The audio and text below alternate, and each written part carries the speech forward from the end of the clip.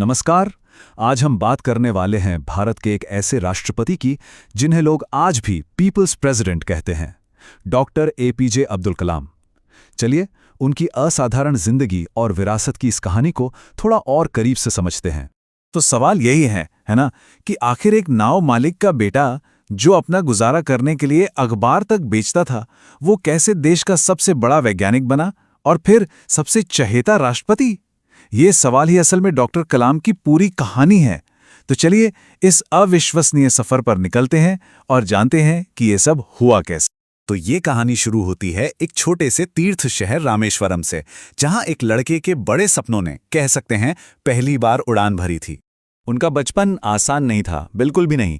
1931 में रामेश्वरम में उनका जन्म हुआ।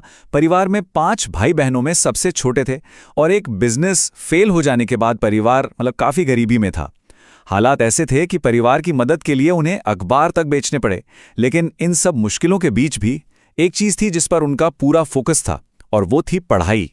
एक मेधावी और मेहनती छात्र जिसकी सीखने की इच्छा, आप कह सकते हैं, हर चीज़ पर भारी थी। और ये जो उनकी खासियत थी ना, दबाव में भी बेहतरीन काम करने की, ये कोई बाद में नहीं आई, ये उनके स्टूडेंट लाइफ में ही दिखने लगी थी। एक किस्सा है मद्रास इंस्टीट्यूट ऑफ टेक्नोलॉजी का।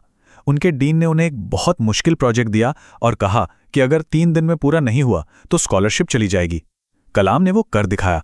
तब उनके डीन ने कहा था, मैं तुम्हें तनाव में डाल रहा था और एक मुश्किल समय सीमा को पूरा करने के लिए कह रहा था। मतलब उन्होंने तभी उनकी काबिलियत पहचान ली थी। लेकिन ऐसा नहीं है कि उनकी जिंदगी में सब कुछ प्लान के मुताबिक ही हुआ। उनका एक बहुत बड़ा सपना था, लड़ाकू पायलट बनने का। वो बहुत करीब भी पहुंच गए थे, पर बस चूक गए। इंडियन एयरफोर्स में 8 सीटें थीं और वो क्वालिफायर्स में 9वें नंबर पर आए। सोचिए, सिर्फ एक रैंक से। ये एक बहुत बड़ा झटका था। लेकिन शायद, जैसा कहते हैं ना, किस्मत को कुछ और ही मंजूर था। एक अलग और शायद ज्यादा बड़ी मंजिल उनके इंतजार में थी। और यहीं से उनके जीवन का एक नया अध्याय शुरू होता है। एक वैज्ञानिक के तौर पर उनका वो 4 दशकों का शानदार करियर, जिसने सिर्फ उनकी ही नहीं बल्कि पूरे देश की तकदीर बदलने में एक अहम भूमिका निभाई। अब जरा उनके सफर को देखिए। 1960 में वो डीआरडीओ से जुड़े, फिर 1969 में इसरो चले गए। 1980 तक आते आते वो भारत के पहले सैटेलाइट लॉन्च व्हीकल SLV-3 के प्रोजेक्ट डायरेक्टर बन चुके थे। ये एक बहुत बड़ी कामयाबी थी। फिर 80 के दशक में उन्हें IGM लिपि का चीफ एग्जीक्यूटिव बनाया गया। ये वही प्रोग्राम है जिसने देश को अग्नि और पृथ्वी जैसी मिसाइलें दी।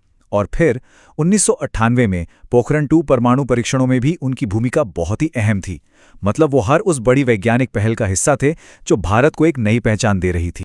और इसी वजह से अग्नि और पृथ्वी जैसी मिसाइलों पर उनके जबरदस्त काम की वजह से पूरा देश उन्हें एक नाम से जानने लगा, मिसाइल मैन ऑफ इंडिया। ये सिर्फ एक निकनेम नहीं था, ये एक पहचान थी। वो एक नेशनल हीरो बन गए। उनका नाम भारत की सुरक्षा और आत्मनिर्भरता का, आप कह सकते हैं, एक सिंबल बन गया। लेकिन कहानी यहीं खत्म नहीं होती। असल में यहां से एक और भी हैरान कर देने वाला मोड़ आता है। साल था 2002, जब ये वैज्ञानिक प्रयोगशाला से निकलकर सीधा राष्ट्रपति भवन पहुंचने वाला था।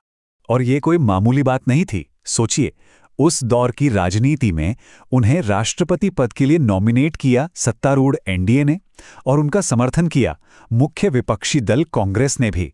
ये एक बहुत ही दुर्लभ मौका था जब सत्ता पक्ष और विपक्ष दोनों एक नाम पर सहमत थे। ये दिखाता है कि डॉक्टर कलाम का सम्मान हर कोई करता था, पार्टी लाइन से कहीं ऊपर। नतीजा, एक तरफा जीत। उन्हें 9,22,884 इलेक्टोरल वोट मिले, जबकि उनके प्रतिद्वंदी को सिर्फ 1,07,366। इस भारी बहुमत के साथ वो बने भारत के 11वें राष्ट्रपति। और एक और खास बात, वो इस पद पर पहुंचने वाले पहले वैज्ञानिक थे। और बहुत जल्द ही उन्हें एक नया नाम मिला, जनता के राष्ट्रपति या द पीपल्स प्रेसिडेंट। और ये नाम उन्हें क्यों मिला?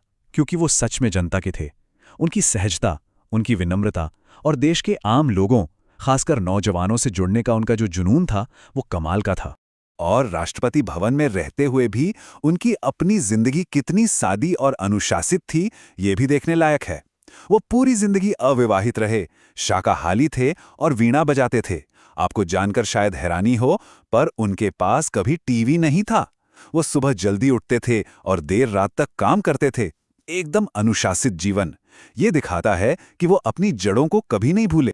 तो 2007 में जब उनका राष्ट्रपति का कार्यकाल खत्म हुआ तो क्या वो रिटायर हो गए? नहीं, बिल्कुल नहीं।